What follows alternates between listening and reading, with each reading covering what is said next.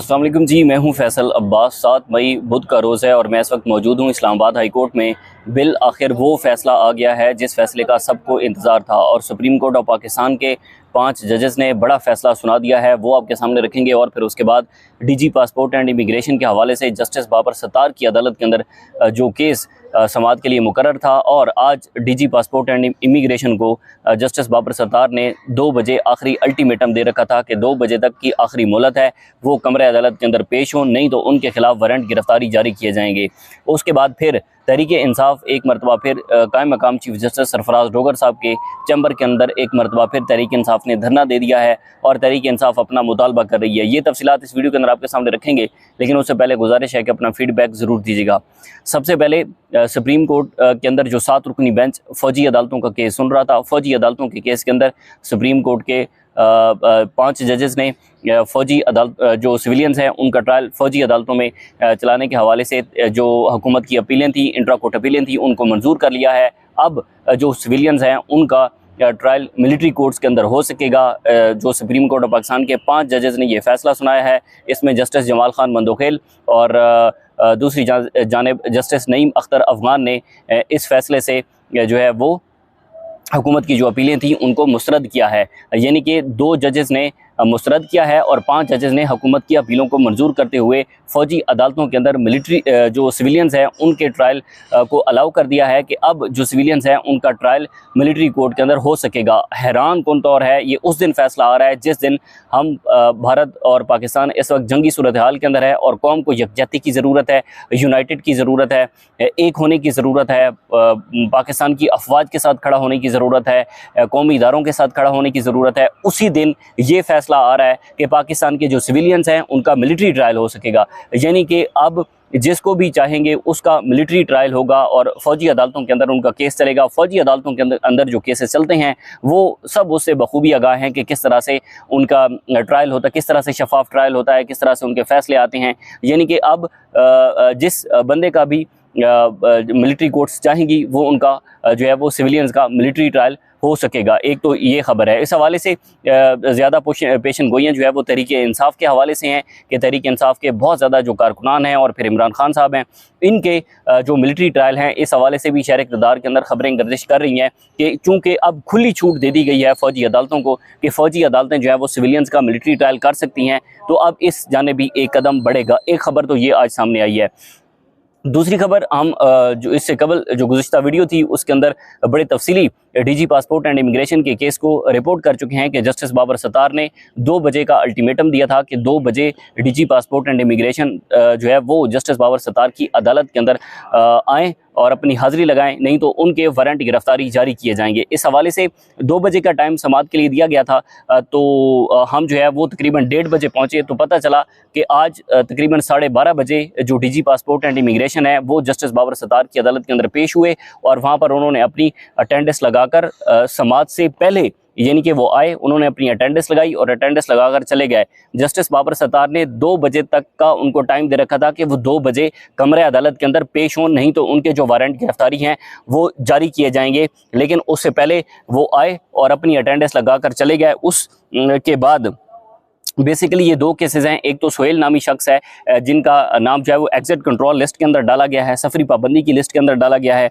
फिर उसके बाद एक और हैं जो कि एक कंपनी निजी कंपनी के मालिक हैं, उनका नाम भी डायरेक्टर जनरल नैब की सिफारिश के ऊपर जो है वो एग्जिट कंट्रोल लिस्ट के अंदर डाला गया है। तो डीजी पासपोर्ट एंड इमिग्रेशन के खिलाफ 2 केसेस हैं और उन 2 केसेस को जस्टिस बाबर सत्तार साहब क्लब करके सुन रहे हैं। अभी जो दूसरा केस था उसके अंदर FBI ने कितने अफराद के नाम ECL में शामिल करने की सिफारिश की। इस हवाले से जो जस्टिस बाबर सत्तार हैं उन्होंने इस केस की तमाम तफसीलात तलब कर ली हैं और साथ ये भी रिपोर्ट तलब की है कि FBI की सिफारिश पर कितने अफराद के नाम ECL में शामिल किए गए। FBI टैक्सेस का मामला है, जो लोग टैक्सेस पे नहीं करते उनका नाम जो है वो फिर ECL या PCL या एक और लिस्ट है उसके अंदर डाल दिया जाता है। इस हवाले से जस्टिस बाबर सत्तार की अदालत के अंदर ये केस था। इसमें जो दरख्वास्त गुजार है उसने कहा कि संगीन मुकदमात में नामजद जो मुलजमान हैं या इश्तियारी हैं उनके नाम सफरी पाबंदी की लिस्ट के अंदर जो है वो शामिल किए जाते हैं। और इस हवाले से जो हाफिज़ एहसान खोकर हैं वो आज कमरा अदालत के अंदर जस्टिस बाबर सत्तार की अदालत के अंदर पेश हुए। इस हवाले से जस्टिस बाबर सत्तार ने इस केस की समाअत कल तक मुलतवी कर दी है और अदालत ने ECL केसेस का रिकॉर्ड जो है वो तलब कर लिया है कि ECL केसेस जितने भी हैं उनका रिकॉर्ड दिया जाए और जो FBR है, FBR ने किस के कहने पर और कितने नाम अभी तक एग्जिट कंट्रोल लिस्ट के अंदर जो है वो उनकी सिफारिश की है कि उनका नाम एग्जिट कंट्रोल लिस्ट के अंदर डाला जाए। एक तो ये डेवलपमेंट आज हुई है।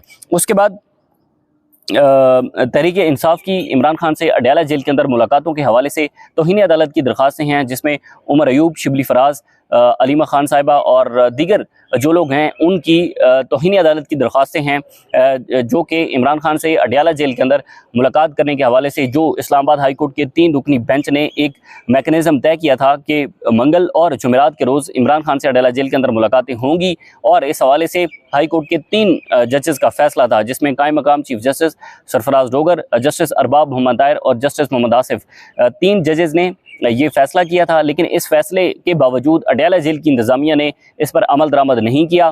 तकरीबन 2 मरतबा कायम मकाम चीफ जस्टिस सरफराज डोगर साहब खुद इस बात की यकीन दहानी करवा चुके हैं अलीमा खान साहिबा, सलमान करम राजा साहब, नियाजुल्लाह नियाजी साहब और उसके बाद बैरिस्टर गुआर साहब को जब 20 मिनट की उन्होंने मुलाकात की थी तो उसमें उन्होंने ये यकीन दहानी करवाई थी कि आइंदा जब भी आप जाएंगे आपकी जो है वो अडयाला जेल के अंदर मुलाकात करवा दी जाएगी। लेकिन बावजूद यकीन दहानी के मुलाकात नहीं करवाई गई। आज एक मरतबा फिर जो तहरीक इंसाफ थी वो कायम मकाम चीफ जस्टिस सरफराज डोगर के जो चैम्बर है उस चैम्बर के अंदर पहुंची, जिसमें नियाजुल्लाह नियाजी साहब शामिल थे, इंतज़ार हुसैन पंजोता शामिल थे, उसके बाद सेनेटर शिबली फराज थे, सेनेटर फलक नवाज़ वो आज थी, उसके बाद सेनेटर ज़ीशान खानज़ादा थे, सेनेटर गुरदीप सिंह थे, सेनेटर फैसल जावेद थे और सेनेटर मोहम्मद आफरीदी।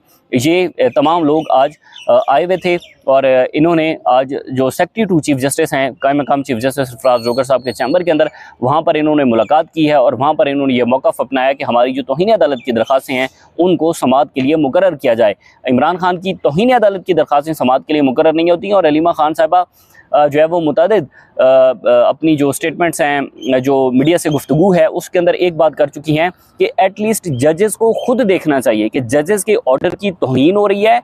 और जब अलीमा खान अडयाला जेल के बाहर जाती हैं तो वहाँ पर वो एक पुलिस वाले को बताती हैं कि इस्लामाबाद हाई कोर्ट के 3 जजेस का ऑर्डर है, आप उसकी तौहीन कर रहे हैं। पुलिस वाला कहता है बिल्कुल हमें पता है। तो ऐसी सूरत हाल जो है वो है कि अब हाई कोर्ट के 3 सीनियर जजेस जिसमें चीफ जस्टिस साहब खुद शामिल हैं, उनकी ऑर्डर को जो है वो अडयाला जेल की इंतज़ामिया रद्दी की टोकरी के अंदर फेंक देती है। वहाँ पर इमरान खान से मुलाकात नहीं करवाने दी जाती। ये वाला मौक़िफ़ जो है वो तहरीक इंसाफ एक मरतबा फिर इस्लामाबाद हाई कोर्ट के अंदर लेकर आई है और इस हवाले से अली अमीन गंडापुर साहब खैबर पख्तूनख्वा के जो वज़ीर आला हैं उन्होंने भी इस्लामाबाद हाई कोर्ट से रिजू किया है। इमरान खान से अडयाला जेल के अंदर मुलाकात ना करने पर उन्होंने भी तौहीन अदालत की दरख्वास्त दायर की है। तौहीन अदालत की तकरीबन 4 से 5 दरख्वास्तें हैं जो कि इस्लामाबाद हाई कोर्ट के सामने पेंडिंग हैं और उनमें मौक़िफ़ ये है कि हाई कोर्ट के जजेस की तौहीन हो रही है, उनके ऑर्डर्स की तौहीन हो रही है, उस पर जो है वो जजेस को स्टैंड लेना पड़ेगा। लेकिन बड़ी बदकिस्मती है कि चीज़ें आगे नहीं बढ़ रही और जितनी भी दरख्वास्तें हैं वो अभी तक पेंडिंग हैं। लेकिन ज़ाहिर है जब से ट्रांसफ़र होकर आए हैं कुछ जजेस, तो उनके ट्रांसफ़र होने के बाद ऐसी सूरत हाल पैदा हुई है। नहीं तो इससे पहले हम ये देख चुके हैं कई मरतबा कि जब इस्लामाबाद हाई कोर्ट के ख़त लिखने वाले 6 जजेस में से अगर किसी जज के ऑर्डर की कोई तौहीन होती थी तो उसी दिन उनको जो है वो बुलाकर तौहीन अदालत की कार्रवाई शुरू की जाती थी, शोकाज नोटिस जारी किए जाते थे। अभी आप अंदाज़ा लगाएं कि 25 मार्च को जो है वो तकरीबन 25 मार्च से पहले जो इस्लामाबाद हाई कोर्ट के 3 जजेस का ऑर्डर है मुलाकातों के हवाले से और अभी तक अमल दरामद नहीं हुआ, लेकिन तौहीन अदालत पर कोई कार्रवाई नहीं हो रही। तीनों जजेस खामोश होकर बैठे हैं और तौहीन अदालत पर कार्रवाई करने से कासिर हैं, वहाँ पर कोई बात नहीं की जा रही। तो ये इस वक्त की कुछ सूरत हाल है। साथ ये भी है कि इस्लामाबाद हाई कोर्ट के 3 जजेस जस्टिस मोहसिन अख्तर कियानी, जस्टिस सरदार एजाज इसाक और जस्टिस बाबर सत्तार को जो है वो आजकल ये तीनों जजेस बड़े निशाने के ऊपर हैं। बेसिकली जो अर्जेंट केसेस होते हैं वो इन तीनों जजेस की अदालत के अंदर नहीं लगाए जा रहे और फिर उसके बाद जो ट्रांसफ़र होकर आने वाले जजेस हैं सारा कंट्रोल उन्हीं के हाथ में है। तौहीन अदालत की दरख्वास्तें उन्हीं की अदालत के अंदर जाकर लगती हैं लेकिन समाअत के लिए फ़िक्स नहीं होती। बहरहाल ये कुछ सूरत हाल है। लेकिन हैरान कुन तौर पर आज जो मिलिट्री ट्रायल के हवाले से फैसला आया है वो बड़ा इस वक्त उसके ऊपर तनकीद की जा रही है। ज़ाहिर है तनकीद बनती भी है कि जब एक कौम को मुतहिद होने की ज़रूरत है, इकट्ठा होने की ज़रूरत है, तब जो है वह आप एक इतनी बड़ी दरार पैदा कर रहे हैं कि आप एक सियासी जमात को निशाना बनाने के लिए फ़ौजी अदालतों के अंदर उनका जो मिलिट्री ट्रायल है, फ़ौजी अदालतों के अंदर जो सिविलियंस का ट्रायल है उसको अलाउ कर रहे हैं। एटलीस्ट ये इन जजेस को देखना चाहिए जिसमें सरे फहरिस्त अपना किरदार अदा कर रहे हैं जस्टिस अमीनुद्दीन खान साहब, जो कि आईनी बेंच के सरबराह हैं। जो फौजी अदालतें इस हवाले से बहाल की गई हैं, इसी तनाजुर के अंदर ज़ाहिर है अब बहुत सारे लोगों का जो है वो मिलिट्री ट्रायल होगा। इस हवाले से तहरीक इंसाफ के मुतअद्दिद कारकुनान ऐसे हैं जो कि पहले ही फ़ौजी अदालतों के अंदर हैं और उनका कोई अता पता नहीं है कि उन्होंने कितनी सज़ा अब तक काट ली है, उनका ट्रायल कहाँ पर चलता रहा है, कौन से वकला वहाँ पर पेश होते रहे हैं, मीडिया नुमाइंदगान नहीं जा सकते। तो ज़ाहिर है खुफिया ट्रायल होता है। और खुफिया ट्रायल क्या होता है? ज़ाहिर है वो जो वहाँ के जजेस चाहेंगे फ़ौजी अदालतों के वो वही करेंगे, वही सज़ाएँ सुनाएंगे। ना ही तो कोई अपील का हक़ होगा, ना ही उस हवाले से उनके पास कोई अपने दिफा का हक़ होगा। तो ये बड़ा एक अनफॉर्चुनेट है। आज जो फैसला सुप्रीम कोर्ट के 5 जजेस की तरफ से आया है उस पर कड़ी तनकीद हो रही है। बहरहाल मज़ीद जो भी डेवलपमेंट्स होंगी आपके साथ शेयर करेंगे। इजाज़त दीजिए, अल्लाह हाफ़िज़।